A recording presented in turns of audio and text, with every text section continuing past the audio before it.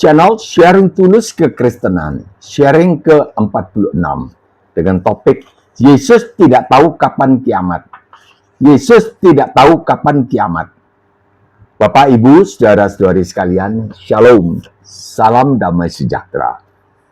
Bahasan kita ini untuk merespon segolongan orang yang berusaha membuktikan bahwa Yesus itu bukan Tuhan dengan menggunakan ayat Alkitab di Matius 24 ayat 36. Yesus tidak tahu kapan hari kiamat. Sebenarnya mereka ingin membuktikan bahwa agama yang mereka peluk itu adalah agama yang benar. Jadi perlu mencari bukti bahwa Yesus itu bukan Tuhan, sehingga mereka bisa menenteramkan hati nurani mereka untuk tetap berdiam di dalam agama mereka. Jika misalnya mereka sudah yakin bahwa agama mereka itu benar bagi mereka, maka logisnya mereka tidak usah pusing tentang agama lain. Entah Yesus itu Tuhan atau bukan Tuhan, tidak usah pusing. Iya kan? Kegiatan mereka membuktikan Yesus itu bukan Tuhan justru menampilkan isi hati mereka yang sesungguhnya, bahwa mereka itu percaya Yesus itu Tuhan, tapi mengeraskan hati. Namun kita jangan terselewengkan oleh usaha yang mereka lakukan sedang mencari pembuktian diri bahwa agama yang sedang mereka peluk adalah benar. Mari kita doakan mereka agar Allah Bapa menarik mereka datang kepada Tuhan Yesus. Yohanes 6:44. Tidak ada seorang pun dapat datang kepadaku, Yesus, jikalau ia tidak ditarik oleh Bapa yang mengutus aku, dan ia akan kubangkitkan pada akhir zaman. Mari ajak kita sekalian serius, bukan basa-basi, mendoakan mereka setiap hari. Pernyataan Tuhan Yesus di Matius 24 ayat 36. Tetapi tentang hari dan saat itu tidak seorang pun yang tahu. Malaikat-malaikat di sorga tidak, anak pun tidak, hanya Bapa sendiri. Ayat ini tidak bisa membuktikan bahwa Yesus itu bukan Tuhan. Cuma tunggal, kita harus lihat seluruh konteks yang dibicarakan. Mari Mbah mengajak kita sekalian melihat masalah hari kiamat ini dengan berfokus pada siapa yang akan turun di langit itu. Siapa yang akan turun di langit pada hari kiamat itu. Lalu mempersiapkan diri kita, apa saja yang harus kita kerjakan. Inilah fokus kita, ini lebih penting. Kita mulai, siapa yang datang dari langit ketika kiamat. Matius 24:23. Pada waktu itu, saat antikris muncul dan melakukan penyiksaan kepada orang Kristen, lalu orang Kristen mencari Mesias, juru selamat untuk menolong mereka. Jika orang berkata kepadamu, lihat, Mesias ada di sini, atau Mesias ada di situ, jangan kamu percaya.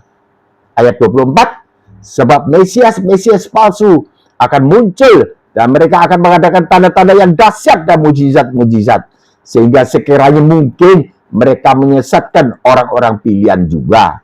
Ayat 25, camkanlah aku sudah mengatakannya terlebih dahulu kepadamu.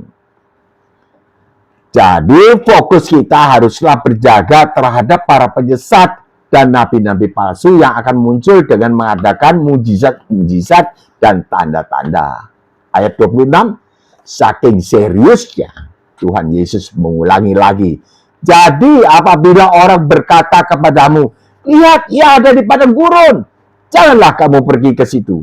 Atau lihatlah ia ada di dalam bilik, janganlah kamu percaya. Mesias dan nabi palsu akan muncul secara terbuka di padang gurun. Itu maksudnya. Maksud di padang gurun itu adalah secara terbuka. Atau secara tersembunyi di dalam bilik. Itu artinya di dalam bilik. Secara tersembunyi dia menampilkan diri. Janganlah kita percaya dan pergi ke situ. 27, sebab sama seperti kilat memancar dari timur dan memancarkan cahayanya sampai ke barat. Demikian pula lah kelak kedatangan anak manusia.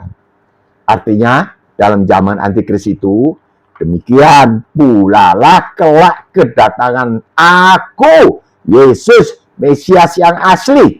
29, segera sesudah siksaan pada masa itu, matahari akan menjadi gelap, dan bulan tidak bercahaya, dan bintang-bintang akan berjatuhan, dan kuasa-kuasa langit akan bergoncang. Siapakah Yesus yang bisa menerangkan masa yang akan datang dengan keajaiban ajaib di langit? Jikalau bukan Tuhan, jikalau beliau bukan Tuhan, mana ada pribadi lain yang mampu mengatakan dengan meyakinkan hal-hal ini? 30, pada waktu itu akan tampak tanda anak manusia, yakni aku, Yesus, di langit, dan semua bangsa di bumi akan meratap. Dan mereka akan melihat aku, Yesus, datang di atas awan-awan di langit dengan segala kekuasaanku dan kemuliaanku. Sosok yang manakah? Siapakah yang berani menyatakan demikian? Yesus Kristus itu Tuhan, turun dari langit sebagai hakim yang menghakimi, sebagai raja segala raja. Semua bangsa yang belum atau tidak mau diselamatkan oleh korban beliau di atas kayu salib akan meratap ketakutan. 31, dan aku, Yesus, akan menyuruh keluar malaikat-malaikatku dengan meniup sangkakala yang dahsyat bunyinya, dan mereka akan mengumpulkan orang-orang pilihannya Yesus, dari keempat penjuru bumi, dari ujung langit yang satu ke ujung langit yang lain. Siapakah yang punya malaikat-malaikat di sorga? Siapa coba? Kalau bukan Tuhan. Dan yang berkuasa memerintah mereka keluar dari sorga untuk meniup trompet yang dahsyat bunyinya. Siapa yang berkuasa atas malaikat itu? Orang. Beliaulah Yesus Kristus, Tuhan atas semesta alam, Raja segala raja. Adapun beliau menyatakan bahwa beliau tidak tahu kapan hari kiamat adalah hanya untuk memberi kemuliaan kepada Allah Bapa. Pada waktu itu akan tampak pada anak manusia, yakni aku, Yesus, di langit. Dan semua bangsa di bumi akan meratap. Dan mereka akan melihat aku, Yesus, datang di atas awan-awan di langit dengan segala kekuasaanku dan kemuliaanku. Tuhan Yesus tidak mau memborong, tanda kutip, segala kekuasaan dan kemuliaan bagi dirinya sendiri. Filipi 2 ayat 9, itulah sebabnya Allah Bapa sangat meninggikan dia, Yesus, dan mengaruniakan kepadanya nama di atas segala nama. Sebab tadinya Yesus Kristus itu, ayatnya kan bunyinya begitu. Yesus itu adalah Allah, setara dengan Allah, tidak mempertahankan kesetaraan dengan Allah itu sebagai satu milik yang harus dipertahankan. Melainkan telah mengosongkan dirinya sendiri dan mengambil rupa seorang hamba. Dan dia di dalam keadaannya sebagai manusia, dia taat, bahkan taat sampai mati. Mati di atas kayu salib. Itulah sebabnya Allah Bapa sangat meninggikan dia. Jadi Yesus merendahkan diri, mengosongkan diri sampai mati di atas kayu salib bagi kepentingan umat manusia, bukan kepentingannya di sendiri, tapi Allah Bapa meninggikan dia, mengaruniakan kepadanya nama di atas segala nama, supaya dalam nama Yesus bertekuk lutut segala yang ada di langit. Bertekuk lutut. Sebetulnya bertekuk lutut itu harus di hadapan Allah Bapa. Tapi Allah Bapa memberikan itu kemuliaan.